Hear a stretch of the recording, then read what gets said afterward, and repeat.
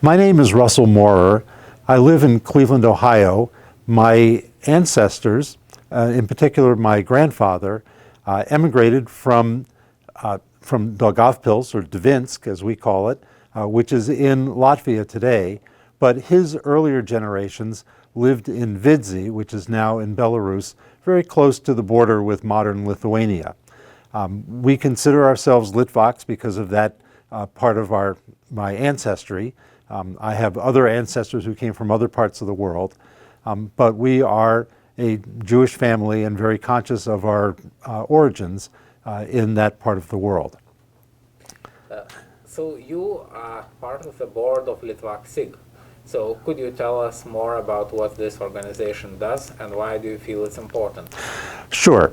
So Litvak SIG stands for the Lithuanian Jewish Special Interest Group, and we are a group of individuals who share a Litvak ancestry, a Lithuanian Jewish ancestry. We're interested in researching our ancestral connections. And so this organization has as its purpose to access records of Lithuanian Jews, broadly interpreted to include some adjoining areas that today are in Belarus or Poland, to find those records, to translate them and make them available mainly to English-speaking Litvaks.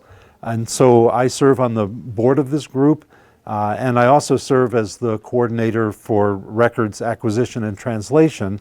And so in that connection, I help to manage the finances of the group and manage its work in translating records for the Litvak community. And so do you feel the Litvak community today is separate, and separate to what extent from, let's say, Jews who originated in Poland, or Jews who originated in Latvia, or in Russia, or in the Ukraine? So I think that I don't think we really consider ourselves separate from those because we all share a common Jewish heritage, but I think there is a way in which some specialization and specialized knowledge of the particular archives and the kind of resources that exist for Jewish ancestry in those different parts of the world helps to motivate focusing genealogical research according to, is one a Litvak, is one a Galicianer, is one from France, is one from what different part of the world. There are also some customs that differ, and Jews in particular like to talk about the differences in customs between the Litvaks and the Galicianers. Is there gefilte fish flavored one way or is it flavored another way? And of course everybody thinks their way is best. So there's a little bit of kind of playful interchange, but there's not really anything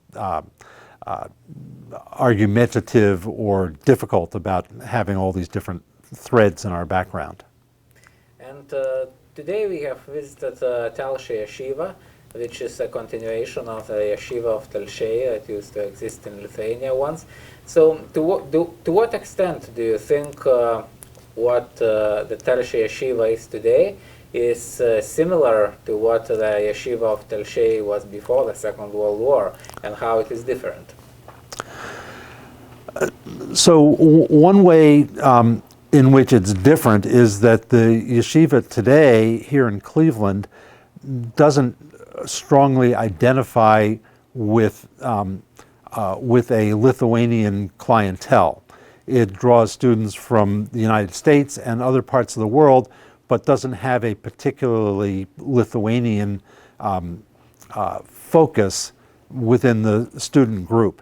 So it has a Lithuanian history, but it doesn't have Lithuania in its curriculum, so to speak, today. I have to say that my own background is I'm of Jewish descent, but I'm not a religious Jew, and so I myself have never immersed myself in Jewish studies in the way that the yeshiva students do. But I'm very impressed and struck really by the sight when we go to the Telšiai Yeshiva today of what they call their study hall. When the students do independent study, so it's not a lecture room, but they're studying on their own, but but not really on their own. They're studying with a partner, and they sit or stand at desks that are that I can easily imagine being identical to the desks that a yeshiva student might have used 100 years ago. So in that way, the site of Telshe Yeshiva seems very reminiscent of what I imagine a yeshiva would have looked like many, many years ago. I was also fascinated to be shown a building where they place expired, no longer useful books that they don't want anymore. They don't throw them out because the books may contain the name of God or need respect for some other reason. And so in Jewish tradition, they're only able to do two things with those books: either bury them in the ground or store them somewhere. And they have a building devoted entirely to storage of old books. No one goes in there, only books go in there. And I'm thinking that really is a piece of the old world that I didn't know was there. I was very surprised to encounter it, and really kind of delighted to see that old tradition preserved. Thank you. Thank you.